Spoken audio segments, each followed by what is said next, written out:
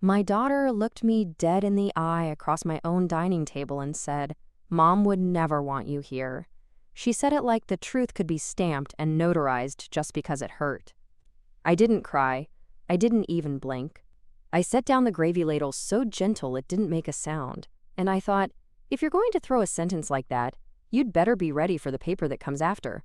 And if you're new here, don't skip a second. Stay with me till the end, because the next morning the pastor opened an envelope none of us knew existed, and the room tilted. If you like seeing bullies lose with dates and signatures, hit subscribe, and don't miss what happens to never when it meets a court seal. She said it on a Sunday night that smelled like rosemary and rain. The memorial was over, the casserole dishes were stacked like a to-do list I didn't ask for, and the house felt like bone, hollow in the places grief had carved out. It had been 3 weeks since my husband, David, was buried on a hill he chose for the view. It had been 8 years since his first wife, Rachel, died of breast cancer, and somehow her shadow could still cross a room and lower the temperature 10 degrees. I married David 3 years after we lit candles for Rachel one last time. I didn't replace her. You can't replace a mother. I lived next to her absence and learned not to knock on it like a door. My daughter, yes, I still call her that, even when she forgets I earned it, stood with her arms folded and a glass of white wine she didn't drink. Her name is Ava, 26, smart in ways that make you proud until she uses them like scissors. She has her mother's blue-gray eyes and the rigid kindness of someone who wants to be right more than she wants to be loved. "Mom would never want you here," she repeated, in case I'd missed the first blow. "This is our house," Dad said. Dad said a lot of things, I answered, and heard the tremor in my voice even if she pretended not to. He said we take our shoes off at the back door. He said we don't talk to each other like enemies. He said grief is not a reason to break a window. She smiled without teeth. Grief isn't what's breaking anything. Reality is. Pack your things, Elena. We're going to list first. Ryan, her fiancé, boyfriend, if we're being honest about paperwork, leaned on the doorframe to the kitchen like a man auditioning for other people's money. He held his phone like a small mirror. "We've got a cash buyer," he said. 3 million even as is. Close in 30 days. It's a gift. A market like this, you don't blink. 3 million. That number had been floating around our zip code for months, whispered at the country club and at the back of the funeral home when people pretended to care. Our place is 2 parcels, the White House with the wraparound porch, and the old elm that won't admit it's dying, and the 4-acre garden lot across Marigold Street with the carriage house, and the big attic dormer everyone calls the Sleeping Eye. The developers call it Willow Bend, like renaming the thing will make it stop being what it is. We call it home. "Who's your buyer?" I asked. Ryan's smile sharpened. "Maple and Maine Holdings." "Don't you worry about the title, we've got a guy. Straightforward. Earnest money is already down. We just need your signature." He said signature like I'd left it somewhere, and he was kindly offering to pick it up. "My name is on the deed," I said. "For now," Ava said softly. "Dad wanted us there, me and my brother, and the grandkids when we have them. He said the house belongs to the first family. You know you're not." I put up a hand. "Finish that sentence, and you'll hear it in your sleep for a decade." Her mouth twisted. "You're not family. Not like us." The clock over the stove ticked once in a way I could feel in my teeth. "Okay," I said. "Then you won't mind doing this in daylight where everyone can hear themselves." "What's that supposed to mean?" "Breakfast," I told her. "Here, 9 a.m. You, your brother, me, Pastor Thomas is coming. And if a sentence is going to live in this house, we'll give it to witnesses." She scoffed and turned to Ryan. "We don't need a pastor to sign a listing agreement." "No," I said. "You need my hand. And there are things you don't know about who touches the pen." I slept in pieces. The kind where you drift and wake like your body doesn't trust your mind not to sign something without it. At 3:12 a.m., I got up and pulled the fireproof box from under the bed.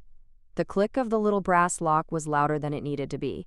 Inside, the paper we had stacked for the last 10 years, tax returns, the mortgage we paid off, the little note with the safe deposit box number written in David's careful print, 314, the will. That last one had tabs sticking out like teeth. I'd read it once, in a lawyer's conference room with bad art, when we updated it after we got married. It said what we all expected: life insurance to me, small bequests to the kids, the house, and the garden lot to a living trust, for the protection and benefit of the surviving spouse. It had a no contest clause. It had the phrase, life estate, in black ink, that might as well have been a fence. But grief fogs windows, and fog makes people imagine their shapes are different than they are. At 8:59 a.m., the doorbell rang.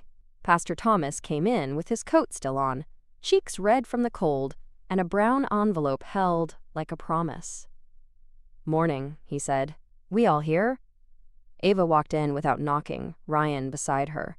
My son, Ben, was already at the table with his hands wrapped around a mug like it might save him.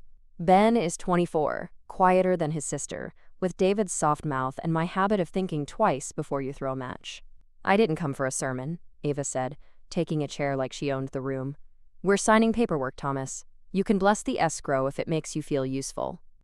He smiled, the kind of smile that's been practiced on too many hospital floors. "We're not signing anything, we're reading something." He set the envelope on the table. "Your mother left this with me 2 months before she died. She said, 'Thomas, if my kids ever forget the truth, you put it back in the room.' She made me promise to read it out loud only when it was needed. Last night, after a certain sentence echoed through this house, I took that as God scheduling." Ava's face changed, not softened, hardened. "My mother wouldn't have." Pastor Thomas lifted a palm. "She would have done exactly this. She wrote like she talked, and she asked me to read it. If you can't sit, you can at least stand quietly." Ben sat straighter, as if his spine borrowed strength from the wood. He slit the envelope with his thumbnail and unfolded a white sheet with blue lines and the slant of a woman who had learned to write lists that saved lives. He cleared his throat and read, "My love, if you are hearing this, it means time kept its promise, and I am where pain can't find me. I need you to hear what I couldn't say without turning it into a fight. Your father will need someone when I'm gone. I am choosing Elena for that job as much as he is. She takes care of him in the small ways that people don't clap for. She has never tried to be your mother. She knows that name belongs to me. She is your family because I say so, and because you will be happier if you decide to be brave enough to make it true." A sound left Ava like a chair scraping. She pressed her lips together and stared at the table. "As for the house, it is not a trophy. It is not a prize to be won for being first. It is a roof that hears your first words and your first cuss word and your father's first night of sleeping alone. It belongs to the person who keeps the lights on and the list on the fridge. You will find a copy of the trust in the safe deposit box, key with Thomas, number 314. If you try to use my name to move her out, I want you to know I wrote this. I want you to hear me say this. Don't dishonor me like that. Don't make me haunt your dreams for being cruel to the woman who feeds you when you forget to feed yourselves." The room had that kind of quiet where the air has weight. "And one more thing. If anyone brings paper with my name on it that I didn't send, call Attorney Harper and show him the pink envelope I left behind the family photo in the hallway. He'll know what to do. I left it for the version of you that gets scared and greedy. Don't be that version for long. I love you. Be kind to the roof. Rachel." Ben covered his eyes. Ryan looked annoyed, like a meeting had been rescheduled without him. Ava sat rigid, a woman made of statute. "No offense," she said finally, "but letters don't beat deeds. Legally." "Legally," I said, sliding our living trust out of my folder. "This beats your attitude." I set the trust certificate on the table. David and I moved the house and the garden lot into the Whitaker Family Trust 2 years ago. Trustee, David. Successor trustee, me. There's a life estate for me.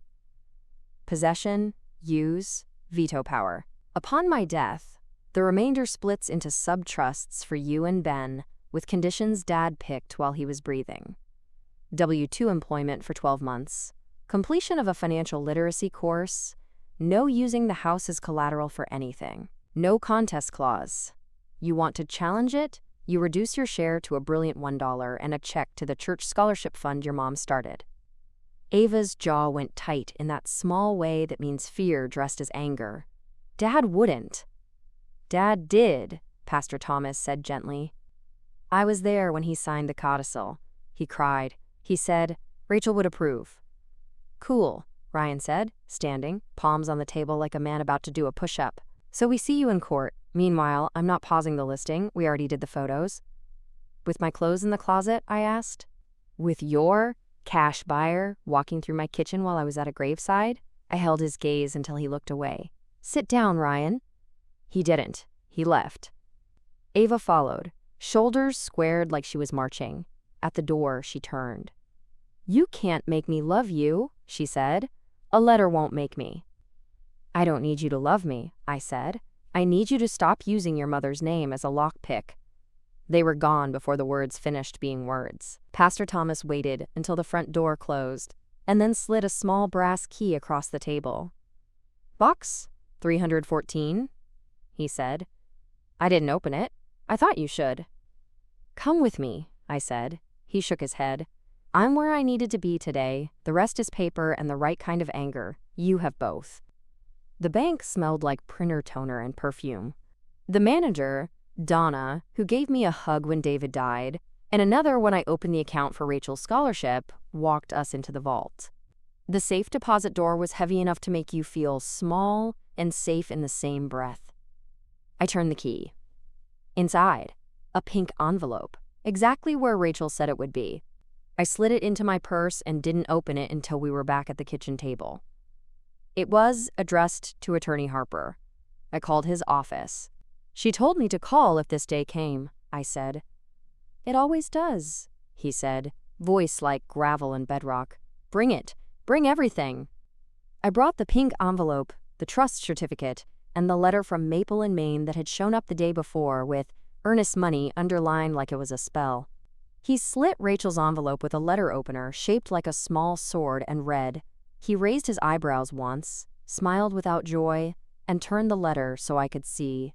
If the children use my name to push Elena out, Rachel had written in smaller, angrier cursive, I want this codicil read in open court. Upon any attempt by any descendant to sell, transfer, encumber, or list the primary residence during Elena's lifetime without her express written consent, that descendant's remainder interest shall be reduced to $1 and their share paid instead to the Rachel Whitaker Scholarship for Single Parents. No contest clause applies. See attached Declaration of Intent Re. Life Estate. It was notarized, dated 2 months before she died. The witness names made me cry. Donna from the bank, Pastor Thomas in his careful script. Rachel was thorough, Harper said. I always liked her for that. What now? Now we file a temporary restraining order and Alice pendens. He stacked papers like he could build a wall out of them. We'll put the trust certificate on record. We'll file the codicil under seal, ask the judge for an expedited reading if they don't stop themselves. We'll send cease and desist letters to Maple in Maine and their title company, and we'll put the utility companies on notice that no changes get made without your password. What's your password? Peppermint, I said, because that's what Rachel put on her hot cocoa when she couldn't taste much else. Harper smiled. Of course it is. On Tuesday, at 10:06 a.m., the judge signed the TRO. At 11:14, the list pendens recorded. Notice is hereby given that the property at 100 Willow Street is subject to an action affecting title. At 1:32, Maple in Maine's lawyer sent a 3-paragraph email that smelled like arrogance. Our client has tendered $50,000 in earnest money and has a signed letter of intent from the seller's representative, Ms. Ava Whitaker. Your client's interference. Sit down, Harper muttered at the screen, then typed faster than I can cry. Representative? She is not a trustee. She has no POA. She is not a seller. She is a beneficiary whose remainder interest vests only upon the trustee's death and satisfaction of conditions she is currently sprinting away from. If your client records anything, we'll seek sanctions and a bar referral. By dinner, the listing photos were down. The photographer still posted a behind-the-scenes reel in his stories. My closet doors open, my robe hanging where my body had just been, a glass on my nightstand like evidence I slept. I took a screenshot and felt a hot shame I didn't deserve. At midnight, a text popped on my phone from an unknown number. Hi, this is Sasha, mobile notary. Just confirming the 9 p.m. signing for a durable power of attorney for Elena. Wanted to verify the address. I called. Who scheduled you? A woman named Ava, she said. Said you asked her to handle paperwork in your grief. I did not, I said. Please don't come. And if anyone calls you about signing anything with my name, don't. I'll pay your trip fee anyway. Don't worry, she said. I see a lot. Too much sometimes. I only put my stamp where people can breathe. Wednesday morning, Ava and Ryan showed up with a contractor in a truck that idled like a threat. We're removing the wall between the dining room and the kitchen, Ryan announced to the air, because he couldn't look me in the eye. Open concept sells. Nothing in this house sells, I said. Not without me. The contractor glanced between us, sniffed the wind, and set down his clipboard. We don't do family disputes, he said, and walked back down the steps, with the kind of wisdom people only get after lugging too many sledgehammers into rooms where they weren't invited. That afternoon, the utility company called. We got a request to change the primary contact and mailing address on all accounts, the representative said. Is that you? It is not, I said. Put a flag. Password is peppermint. Got it, she said, and I wanted to send her a cake. Then came the worst part. The messages. Toxic stepmothers are why therapy exists, one said. Let the real family have their house. Another declared under a photo of my porch someone took from a car window. I put my phone face down and baked 2 pans of cinnamon rolls because the house needed a smell that wasn't scary. Friday at 9, we stood in front of Judge Alvarez, yes, the same one who gave the TRO, and waited while the clerk did the roll call of cases like we were all back in school pretending attendance was controlled. Harper laid out the facts and sentences that fit together like a lineup. Trust recorded, life estate, codicil triggered by conduct, attempted POA thwarted, illicit listing removed, lease pendants in place, developers council present and blinking. Ava's lawyer, shiny, young, and in need of a tie his mother would approve. Tried family misunderstanding and confusion in a time of grief, and my client believed she had implicit authority. Then he called me the elder, and I saw Alvarez's eyebrows meet over his nose. Mrs. Whitaker, he said to me, do you wish to remain in the home? I do, I said, and the words felt like vows. Do you have the means to maintain it? I do, I said. David left me an income. I also work. And the trust allows for principal invasion for necessary repairs. He nodded. Ms. Whitaker, he said to Ava, not unkind, did you attempt to list the property? She swallowed. I thought. Yes or no? Yes, she whispered. Did you schedule a notary to sign a power of attorney?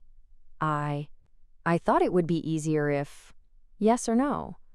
Yes. Did you attempt to change utility accounts without the trustee's consent? She closed her eyes. Yes. He turned to Harper. Counsel, the codicil? Harper handed it up under seal. Alvarez read. His face didn't change, but the room did. The codicil is enforceable, he said. The trust's life estate is clear. The temporary restraining order is extended as a permanent injunction as to these parties. Any further attempt by Ms. Whitaker to transfer, encumber, list, or otherwise interfere with the property without the trustee's consent will result in sanctions and, per the codicil, reduction of her beneficial interest to $1 with redirection to the scholarship fund. He looked at Ava. Do not test me or your mother. A laugh, small and sharp, escaped Ben before he turned it into a cough. Ryan stared at the floor as if money might sprout there if he looked hard enough. When we walked out, the courthouse steps felt steeper than they did when I came in, but I wasn't the one out of breath.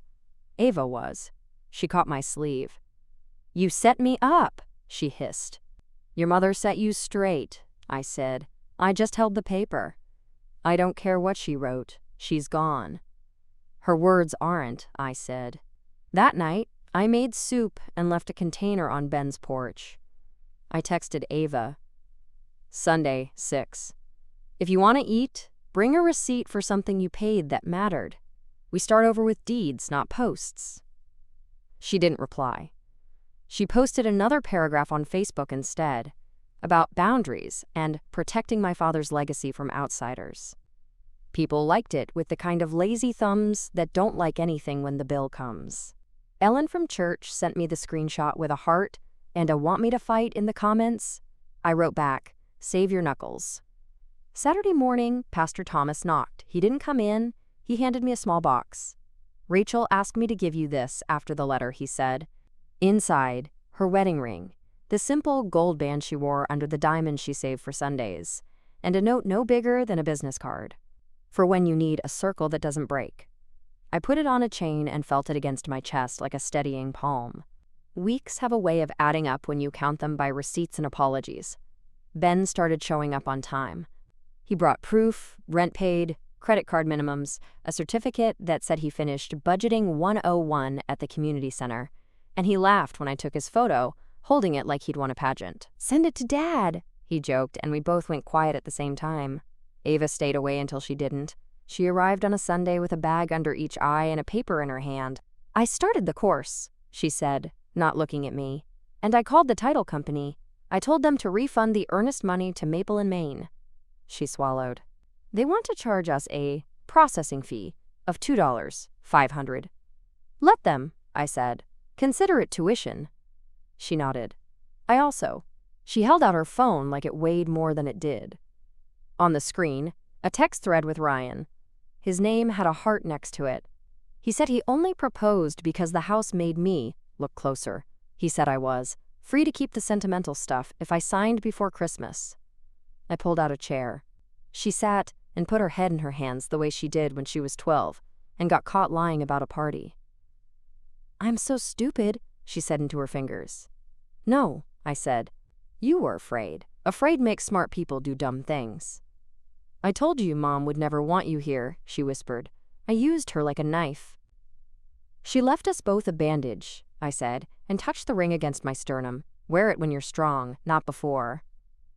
January brought a letter from Maple and Maine's council with a tone change you could hand to a meteorologist.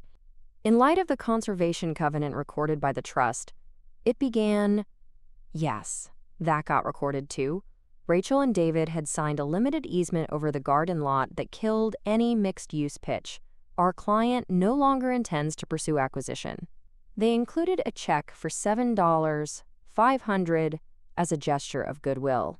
I handed it to Harper, who sent half to the scholarship and half to the church pantry, and called it Lunchbot for 100 people who didn't need condos to exist.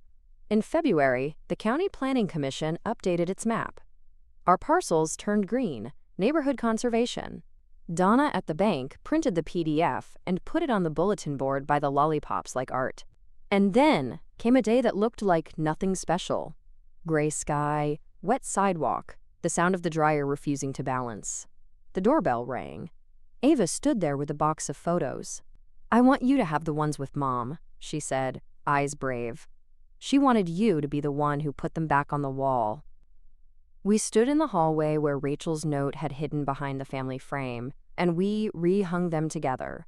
The one of little Ava with ice cream on her nose, the one of Ben with a frog he swore was a toad, the one of David and Rachel holding hands after her first round of chemo, both of them still in love with a future that didn't include me then and somehow made room anyway. If forgiveness has a sound, it's the click of a nail finding a stud on the first try. We made new rules. We wrote them on a whiteboard because houses need laws, not just love. Rule 1. Nobody speaks for the dead if the dead already wrote it down. Rule 2. Money gets talked about out loud, in daylight. Rule 3. If you want in this house, you take your shoes off and your voice down. Rule 4. Receipts count as love. I won't pretend everything turned to honey. Grief still prowls. Ava still jerks her chin up when corrected. Ben still forgets to take wet laundry out like he's hoping it will fold itself. I still wake up at 3 and check the oven like a person who used to be married to a man who cooked when he couldn't sleep. But the house hums again, the way wood does when it remembers it was once a tree. On the first Sunday of Lent, Pastor Thomas preached on covenants. Halfway through, he went off script like men do when they're telling the truth by accident. "A covenant isn't a feeling," he said. "It's a story you agree to keep telling each other, even when you're tired of the characters." He caught my eye and didn't smile, which is its own kind of blessing. After service, we set up tables in the fellowship hall with a sign that read, "Rachel Whitaker Scholarship, apply here." The first applicant was a woman named Karina with a toddler on her hip and a diaper bag hanging off her shoulder like a second child. "I'm taking night classes for bookkeeping," she said, breathless. I can do math with my eyes closed, but I can't afford the book. I asked how much. $142. She said like it was a number that could judge her. I wrote the check so fast I almost tore it. When I got home, the porch light flicked on with the motion sensor. I stood in it for a minute and listened to the house breathe, the way we do when we know, finally, that no one is moving us without a fight they can't win. I took Rachel's ring off the chain and slid it onto my right hand, not as a replacement, not as a theft, as a circle kept. I pressed my palm against the doorframe, the grain of the wood warm from the sun, and said out loud to no one and to her, "We kept the roof kind. If you stayed with me to the end, thank you. If you're holding a sentence someone threw like a brick, you don't belong here. Mom would never want you here. Sign this or else. Know that paper can be a shield as much as a weapon. Find the letter the brave version of your life already wrote. Frame the order if you need to. Feed whoever's at your table with food and boundaries. And if this helped, hit like and subscribe so you're in the room the next time someone thinks they can outmuscle a deed with a smirk. Bring your receipts. Bring your pastor, if you've got one, who'll read the last letter in a voice that doesn't shake. Bring a pen that only writes your name when you tell it to.